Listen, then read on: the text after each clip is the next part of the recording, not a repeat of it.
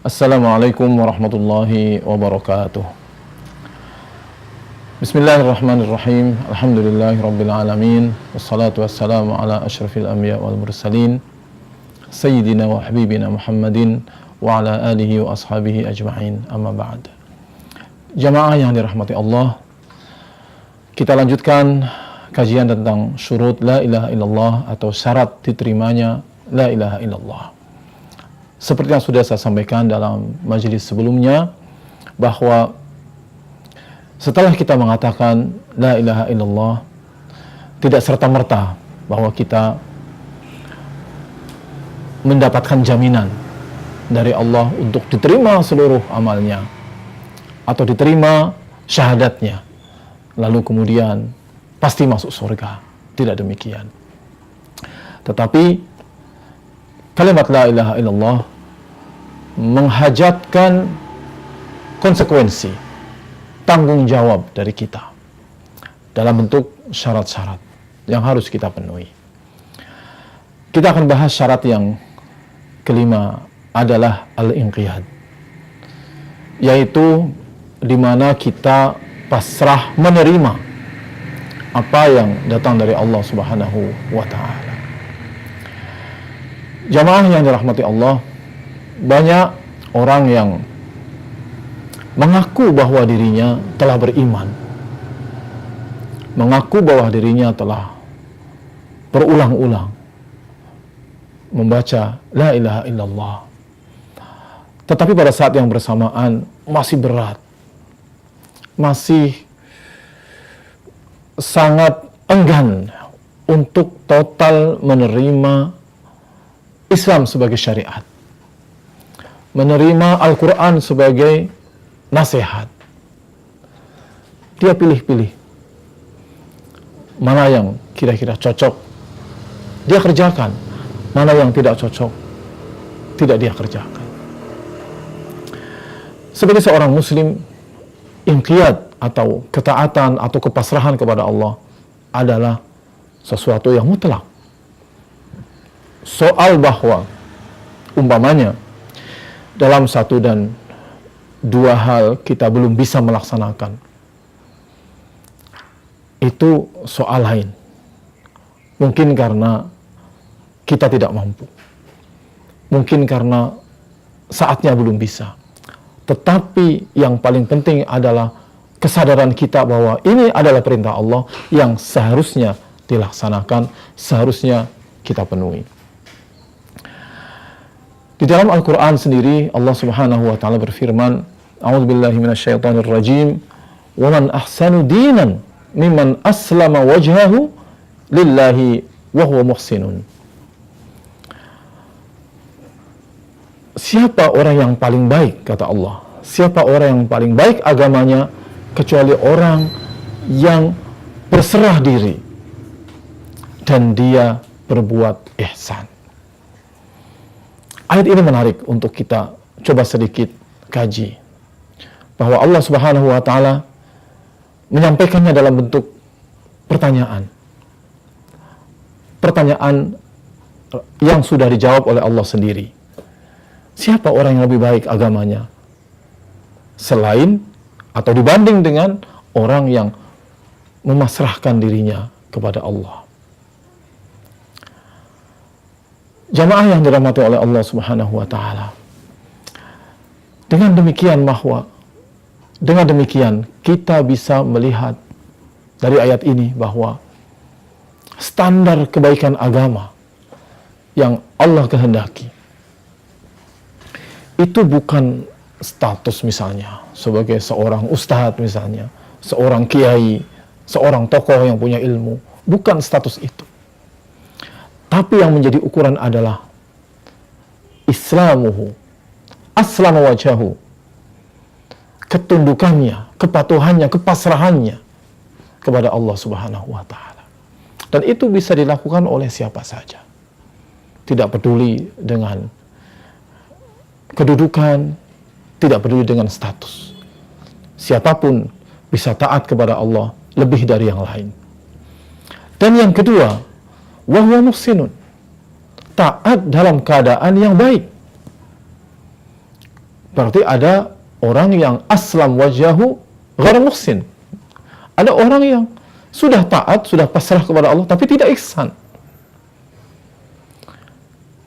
Jamaah yang dirahmati Allah, ihsan ini menjadi syarat tambahan dalam melaksanakan atau pasrah kepada syariat Allah. Karena pada kenyataannya ada orang-orang yang melaksanakan syariat Allah asal-asalan saja, asal taat, asal melaksanakan perintah Allah. Tetapi Allah menghendaki bahwa kita berbuat ihsan. Makna ihsan adalah baik. Tapi makna yang terkandung dalam kalimat muhsin itu memperbaiki. Jadi memperbaiki ketaatan kita. Ketika ibadah sholat sudah memenuhi syarat, mudah saja orang memenuhi syarat ya dalam sholat. Ada aturannya dalam fikih. Tapi bagaimana dia bisa sholat secara ihsan? Maka itu aspek-aspek di luar aturan-aturan fikih. Sama dengan orang sedekah. Anda datang sedekah dengan uang 100.000. Misalnya, padahal uang Anda 10 miliar. Itu namanya, ya belum begitu ihsan. Karena yang Anda sedekahkan hanya 100.000 dibanding 10 miliar milik Anda. Tapi beda dengan orang lain yang sedekahnya sama 100.000 dan dia di ATM-nya hanya punya uang 3 juta. Ihsan adalah memperbaiki pengabdian kita kepada Allah, ibadah kita kepada Allah.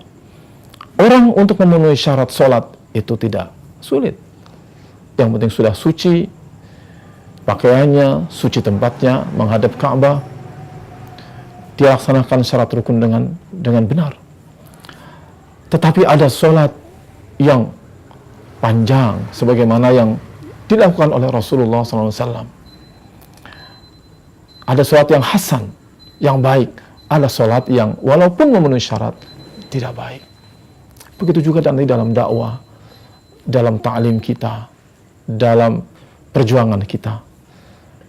Sama-sama berjuang, sama-sama berdakwah. Ada dakwah yang muhsin, dakwah yang tidak muhsin. Jadi kembali kepada pembahasan yang pertama, bahwa inqiyad atau kepasrahan kita, penyerahan kita kepada Allah harus dibarengi dengan keihsanan. Kemudian yang berikutnya, yang keenam adalah al-hub atau cinta. Jamaah yang dirahmati Allah, cinta menjadi pokok dari segala pengabdian dan perjuangan kita. Cinta dan ridho. Kalau kita pada pembahasan yang dulu pernah membahas tentang syahadah, yang ujungnya adalah keridhaan yang kita inginkan. Orang yang bersyahadah, yang kita harapkan dengan pemahaman yang baik terhadap syahadahnya, dia akan meraih derajat ridho. Ridho dan mahabbah sesuatu yang saling berjalin berkelindan. Orang kalau sudah mencintai, dia akan siap untuk melaksanakan apapun dengan senang hati. Itu bedanya dengan orang yang taat tetapi tidak cinta. Ada orang yang inqiyad tetapi tidak cinta. Dia taati perintah-perintah itu. Dia taati anjuran dan perintah yang diberikan oleh Allah, oleh Rasulullah. Tetapi ketika hatinya tidak cinta, dia tidak bisa melakukan dengan ihsan tadi. Jadi syarat orang bisa ihsan sesungguhnya adalah cinta.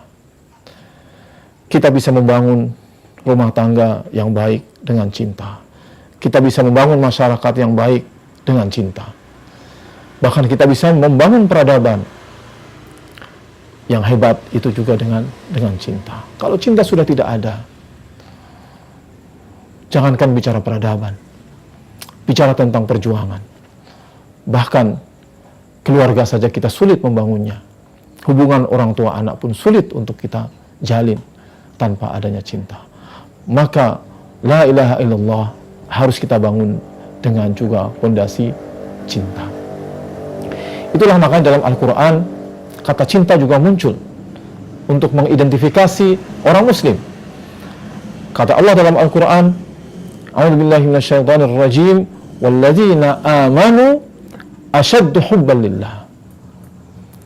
Orang-orang yang beriman itu cintanya asyad, lebih sangat kepada Allah.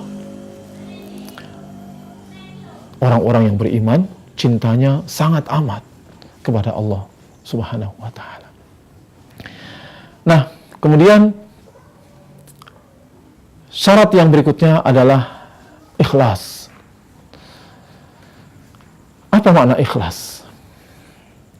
Ikhlas dari kata-kata khalasa, yang artinya bersih, jernih. Orang yang mukhlis adalah orang yang hatinya bersih. Ketika dia berbuat semata-mata hanya untuk Allah Subhanahu wa ta'ala, bukan untuk yang lain. Keikhlasan merupakan tuntutan yang mutlak dari Allah Subhanahu wa ta'ala. Tanpa keikhlasan, maka amal-amal kita menjadi bias. Dan kalau itu bias, maka jangan juga berharap pahala dari Allah Subhanahu wa ta'ala. Dengan kata lain bahwa keikhlasan sesungguhnya adalah ketika kita mempersembahkan apa yang kita perbuat semata-mata untuk mencari ridho Allah Subhanahu wa ta'ala. Dalam kehidupan ini memang kita sering berbuat membantu orang lain, meringankan beban orang lain. Kita berbaik hati kepada orang lain, berkorban untuk orang lain. Tapi pertanyaannya adalah, dalam rangka apa kita melakukan semuanya itu? Apakah dalam rangka kita mendapatkan balasan setimpal dari orang lain, maksudnya balasan kebaikan, ataukah untuk apa? Nah, orang yang tidak beriman, dia akan keliru. Dia berbuat semua itu semata-mata untuk agar mendapatkan balasannya setimpal dari orang lain. Dan itu sudah mendapatkannya. Tidak ada yang tersisa. Karena dia baik, maka dia mendapatkan kebaikan dari orang lain. Tetapi seorang muslim yang ingin mendapatkan pahala dari Allah Subhanahu wa ta'ala, maka kebaikan-kebaikan itu harus dia lakukan dalam rangka memenuhi perintah Allah, memenuhi anjuran Rasulullah, dalam rangka mendapatkan pahala dari Allah Subhanahu wa ta'ala. Jadi semua yang kita lakukan, jangan sampai ada yang bias, bukan karena Allah, bukan dalam rangka mencari ridho Allah Subhanahu wa ta'ala. Dalam Al-Quran, di dalam surat Bayyinah, kita sangat hafal, Allah Subhanahu wa ta'ala berfirman, a'udzubillahi minasyaitonir rajim, wa ma umiru illa liya'budullaha mukhlishina lahuddin. Tidaklah mereka diperintahkan kecuali untuk beribadah kepada Allah dengan ikhlas, bagi agama ini.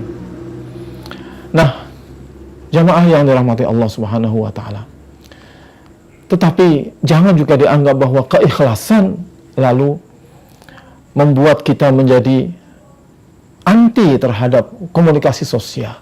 Tidak demikian. Ketika kita sudah berbuat ikhlas, kita boleh-boleh saja mengkaitkan dengan cinta kita kepada orang lain, mengkaitkan dengan tanggung jawab kita kepada orang lain, mengkaitkan dengan hubungan sosial kita dengan orang lain. Itu silakan saja. Tetapi yang penting jangan kehilangan orientasi,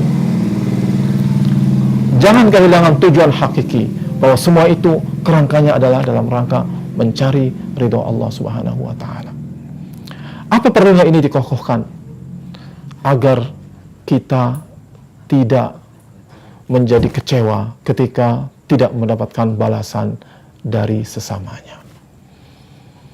Jamaah yang dirahmati Allah, itulah syarat diterimanya la ilaha illallah. Mudah-mudahan kita bisa memenuhi semua syarat itu. Aqulu qauli hadza wa astaghfirullah li wa lakum. Wassalamualaikum warahmatullahi wabarakatuh.